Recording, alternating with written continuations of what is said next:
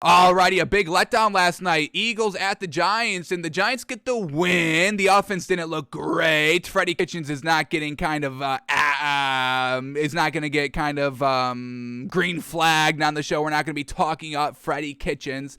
But this Eagles team, really, really disappointing that this was a winnable game. Potentially could have gotten into the playoff picture because of, 49ers and Vikings facing each other and the Vikings losing last night. There was an opportunity for the Eagles to get into that kind of last wild card spot, but they flounder big time. And once again, the scoring woes come up for this Eagles team. We thought they kind of got over them week after week, getting better, putting up the points, scoring more consistently. But this was like an Eagles offense from like weeks 1, 2, and 3, folks, throwing red zone interceptions, Jalen Hurts making bad reads, turning over the ball and scoring territory. We saw it all game long.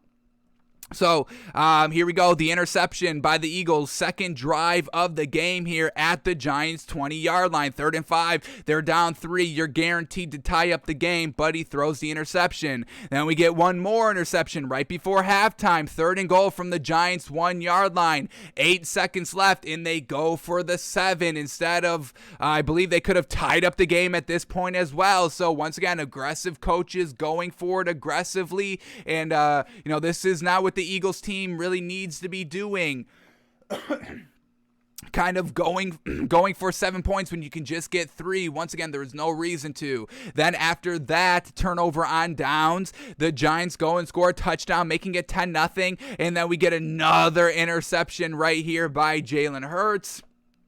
Just stalling. He comes back and scores a touchdown, make it 7-10, and then they're down 13-7 a little bit later in the fourth quarter, and then we get a fumble right here by Boston Scott, the running back. He fumbles. Then we get a turnover on downs right here. 4th and 10, 25 seconds left, down 6 points here, trying to win the game in the fourth quarter, and it's just an incomplete pass right there by Jalen Hurts on 4th down. So the offense really wasn't moving they were moving the ball decently, just kind of floundering in scoring territory. And we've seen this all season long, folks, by this Eagles team. This is why we've started to buy the Eagles and buy Nick Sirianni over the last 2-3 games, because they were putting up points and scoring consistently, but they reverted all the way back to early season struggles. And now I don't know what to make of this Eagles team. We're not going to be rooting for Nick Sirianni as coach of the year anymore. How unfortunate. Vegas got the win on that one. Truly unfortunate there.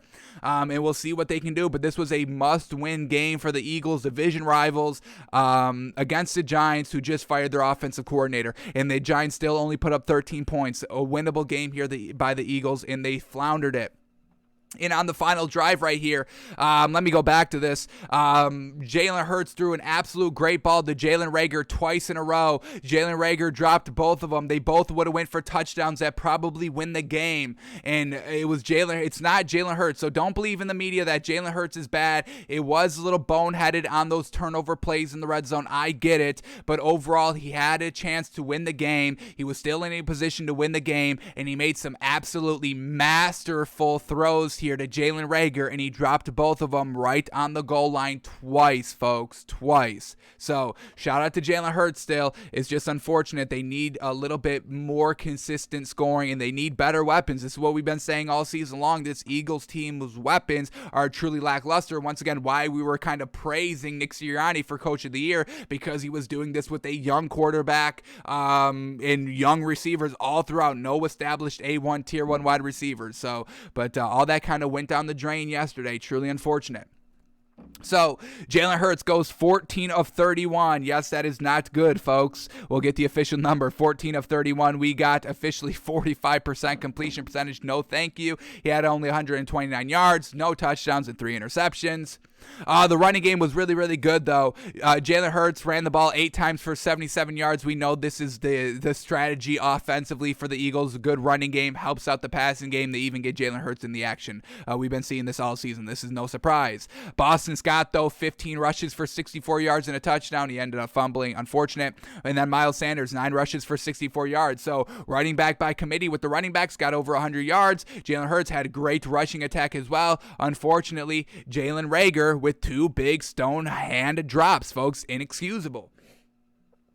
All right, and then Jalen Hurts, who is he throwing the ball to? We have Kenneth Gainwell, leading receiver, 3 catches, 32 yards. Jalen Reagor, 2 catches on 7 targets. 2 catches on 7 targets. He was the most targeted wide receiver, and he dropped 2 game-winning balls. How unfortunate. Jalen Reagor, 2 catches, 31 yards. Quez Watkins, 2 catches, 23 yards. Devontae Smith, 2 catches, 22 yards. And JJ, Arkeega Whiteside, 1 catch for 13 yards. Eagles only put up 7 points all game.